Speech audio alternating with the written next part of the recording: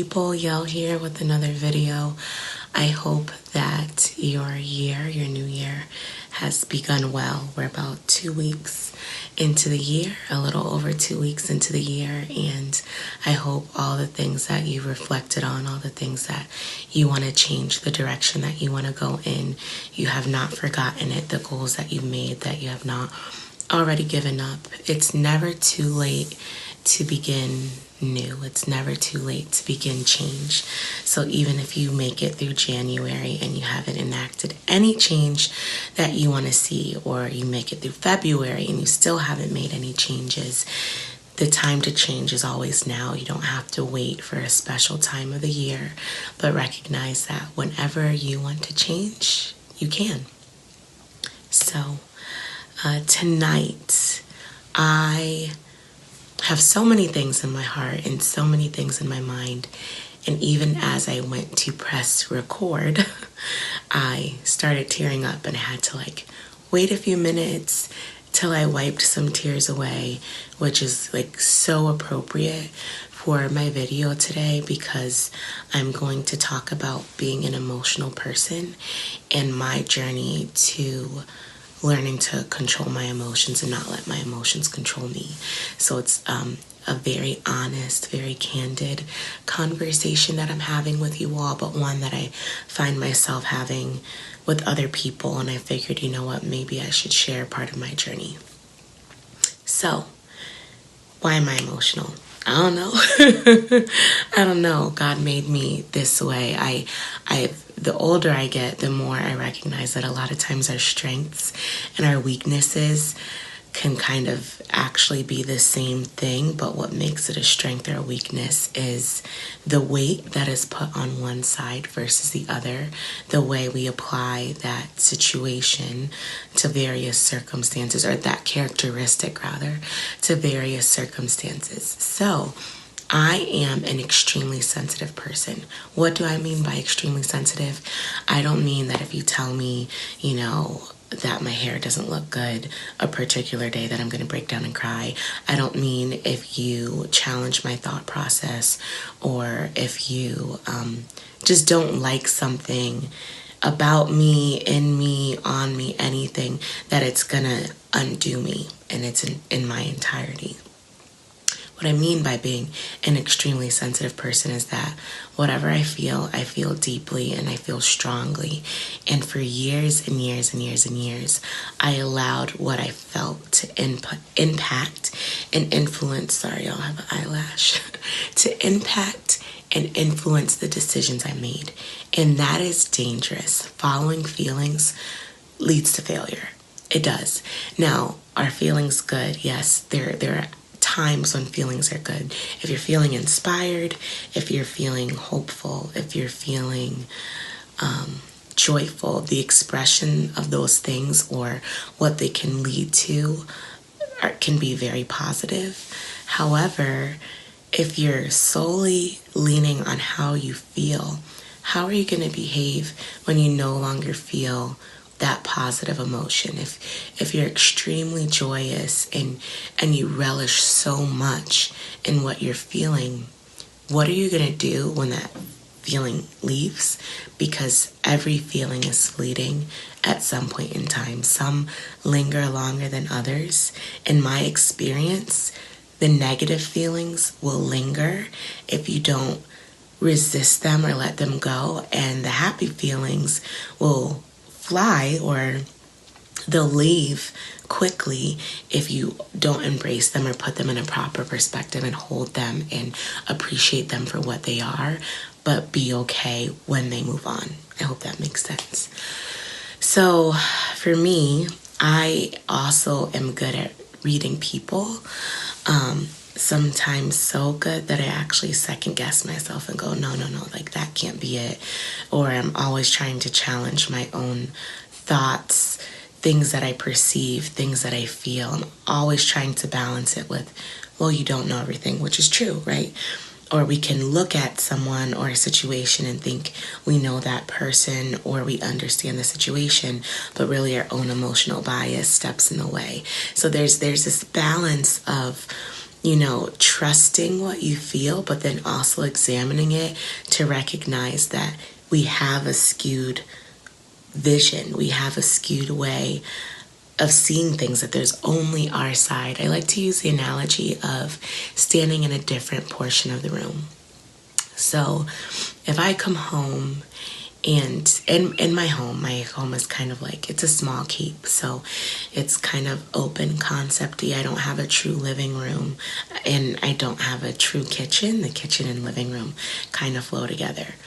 If I'm by my stove and someone opens my front door, I have to move away from my stove to see who walked in. And whoever walks in, they can see most of the kitchen except for pretty much the stove area, right? So if I'm in my kitchen and I'm looking at my couch, I'm going to see my couch specifically from that angle. And the person who walks in my home can literally touch my couch to the left of them. That could be the first thing they do. They can tell me what the couch looks like, and it's going to look so much bigger to them because they're right next to it. And the couch is going to look smaller to me, and it's just going to have a completely different shape from where I'm standing. And I feel like that's what emotions can do. We can say, the couch looks like this. You're wrong. It's not close, but it is, depending on where the other person's standing from. So I constantly challenge my emotions because I have that understanding that everyone has a different perspective. Now, oh boy. I used to hate the fact that I'm emotional because I thought it automatically made me weak.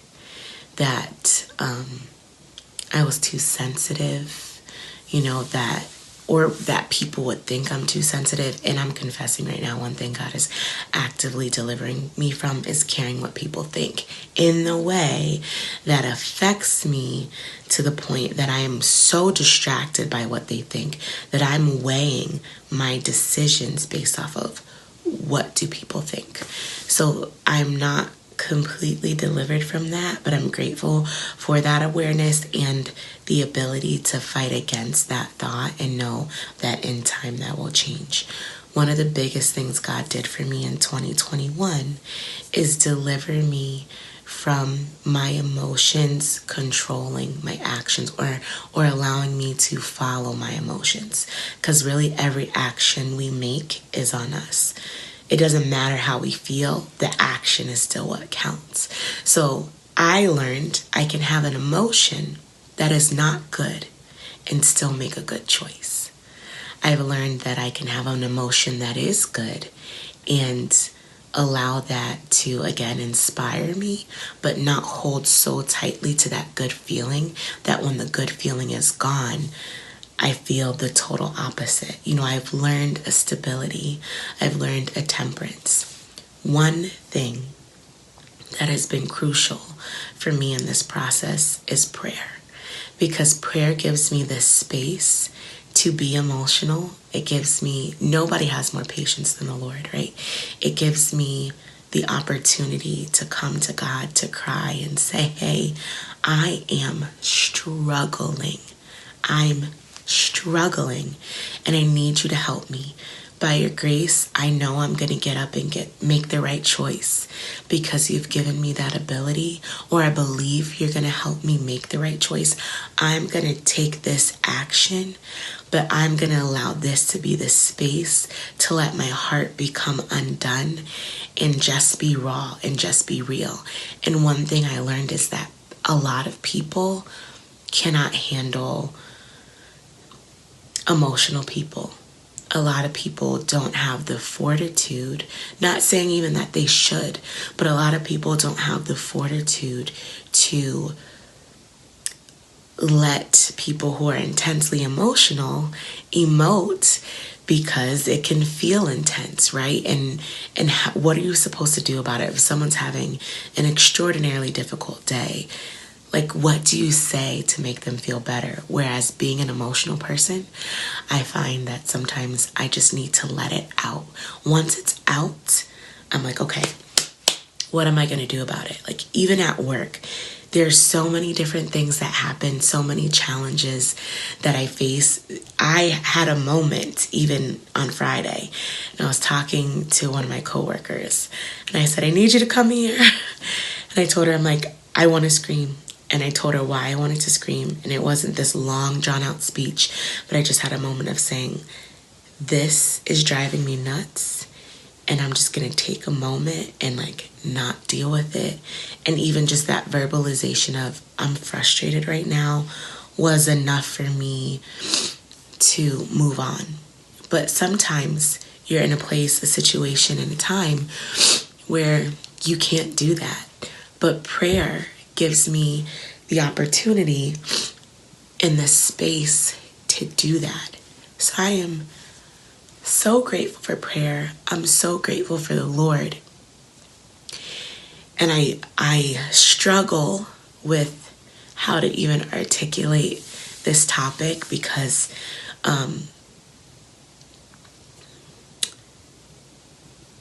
I've grown so much in this area, but it is who I am. And there's also a liberty and a freedom in accepting how you are. But there's still that responsibility to make sure we make good choices. And I've realized how deceiving emotions can be.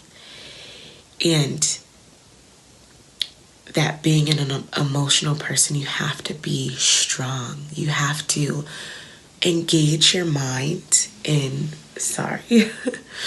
you have to engage your mind in what you're feeling, because your mind and the power of God will anchor you. Now, the beauty about emotions is being sensitive to what other people feel and being able to minister to the place that other people are at, and to provide empathy and compassion and kindness and love and express appreciation and gratitude, and having an intense desire to speak into people and let them know you're seen, you're heard, you're loved, you're noticed. That's part of being an emotional person, is this feeling of wanting to love people, just love people, because there's so many people that don't feel that. So there's it's this huge world where you have so much to give, but you have to harness that and recognize the beauty and the strength of that, yet not let it undo you. This video did not come out at all like I wanted it to, but that's just me peeling back the curtain a little bit into who Yell is, who Danielle is. I have not made a video so far really this month because I'm in a personal sacred time right now. So this is probably the last video that I will make for the rest of the month. However, I do have my old videos and I want to put them in a YouTube series called Car Confessionals and Couch Conversations. I'm so sorry that my nose is running. It's a product of the tears I've already fought back.